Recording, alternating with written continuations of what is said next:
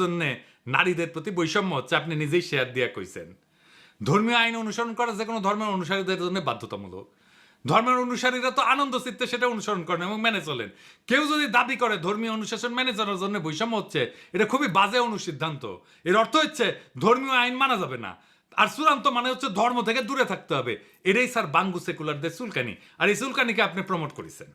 এই কমিটি প্রতিনিধিত্বমূলক না, বাংলাদেশের আপামর নারীদের অংশগ্রহণ নাই এই কমিটিতে, যারা সংস্কারের নামে ধর্মীয় আইনের বিরুদ্ধে কৃপান তোলে বাংলাদেশের মানুষ তাদের সংস্কার প্রস্তাব ছুঁড়ে ফেলে দেবে। আবার দেখেন, যৌনকর্মীদের শ্রমিকের মর্যাদা দেওয়ার কথা বলছেন। ওনাদের মাথায় যে কোন দেশ থাকে আদর্শ হিসাবে জানি না, হয়তো পশ্চিম থাকে, পশ্চিমের চিন্তা পশ্চিমের প্র্যাকটিস ওনারা চাপাই দিতে চান বাংলাদেশের উপরে, ঝামেলা বাদে সেইখানে। কিন্তু ওনারা তো পশ্চিমের যে ডাইভার্স প্র্যাকটিস সেটা নিয়ে জানেন না, ওনাদের সেই জ্ঞানও নাই। আমার অনুমান ওনারা কিছুই জানেন না। ধরা যাক ফ্রান্সে কি নিয়ম জানেন? Sweden, Norway, France